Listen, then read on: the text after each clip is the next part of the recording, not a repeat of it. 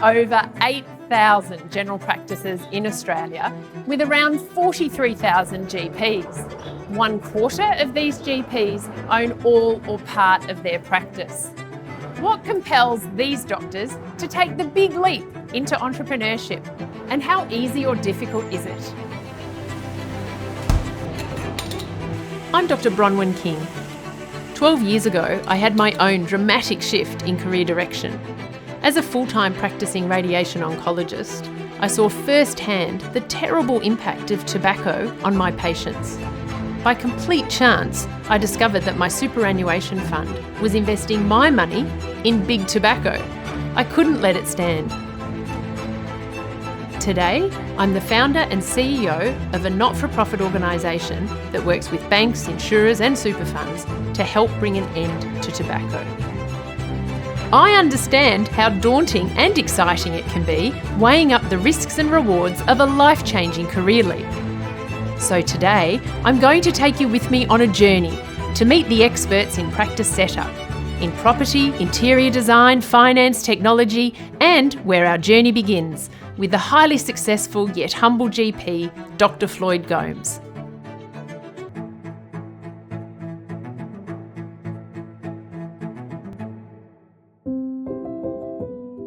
Dr. Gomes made his transition to practice ownership about 12 years ago when he fell in love with an old boat shed cafe by the Patterson River.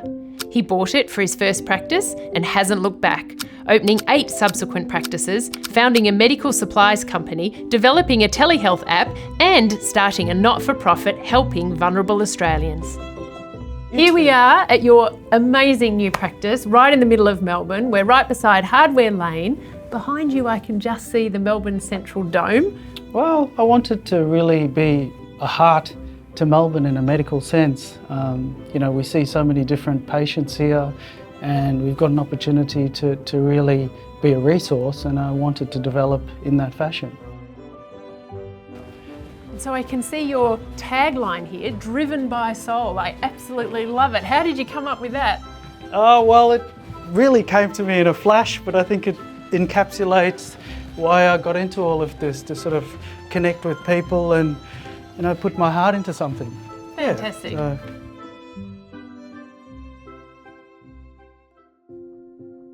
Well, here we are in your 9th practice, but can you take me right back to the start and tell me, why did you decide to open your first practice?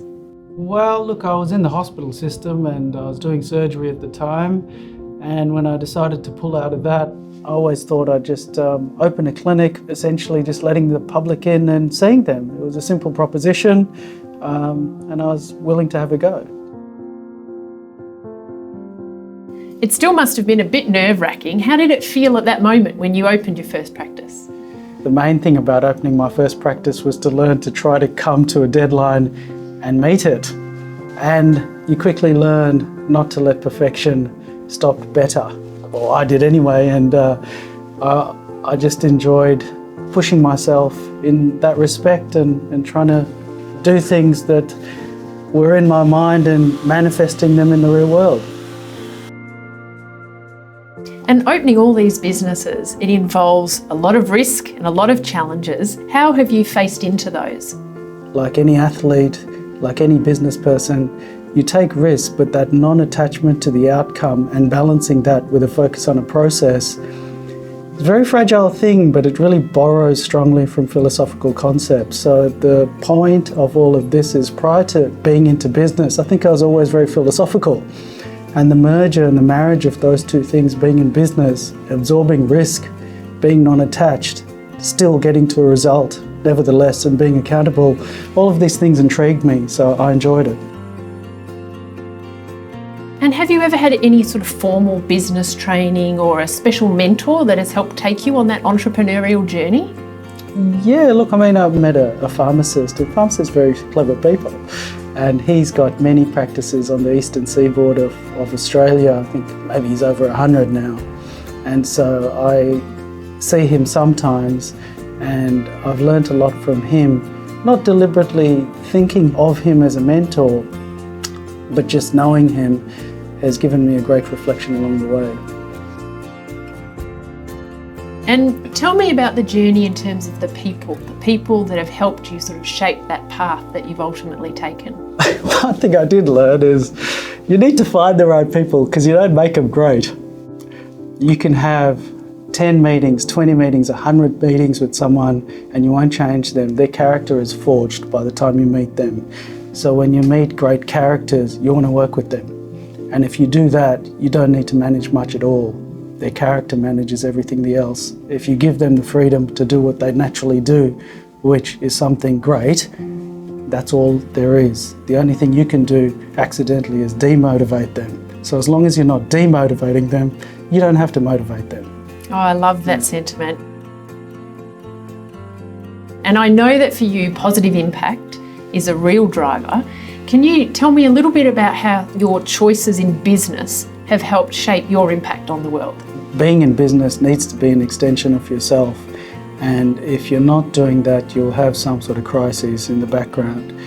For me, the things that are important to me are the environment, social causes, and these things we manifest as by being part of the B Corp movement. And I thought that it is great to try to bring that in and represent something along the way. And it's actually, again, another level of challenge trying to meet that triple bottom line of being financially viable, representing something positive in a social sense, as well as trying your best to promote environmental causes along the way. I think it's always a bit sad when you do something for 25 years and have an epiphany that I've now decided the environment matters, although for 25 years I didn't, and I didn't want to be like that. So from the ground up, trying to incorporate that stuff is important. You know, I'm definitely a kindred spirit when it comes to B Corp. I think that's fantastic. What other advice have you got for young doctors out there who are thinking, you know what, I want to be like him. I would love a career where I also sort of take that leap into the world of private practice. But you need to make so many decisions along the way, and in making those decisions, you learn an awful lot. So if you want to learn a lot about yourself, about life, about all your own biases, and challenge those, then you should be in business, because you don't get that from standing on the sidelines and thinking about it. You get that from doing it. Well, thank you so much for sharing some of your insights and experiences today, and we absolutely can't wait to see what's next. Thank you, Bronwyn. It's been a pleasure. In our next episode, we'll find out the secrets of masterful location and property selection. Plus, we'll uncover where the practice aesthetic can impact patient experience.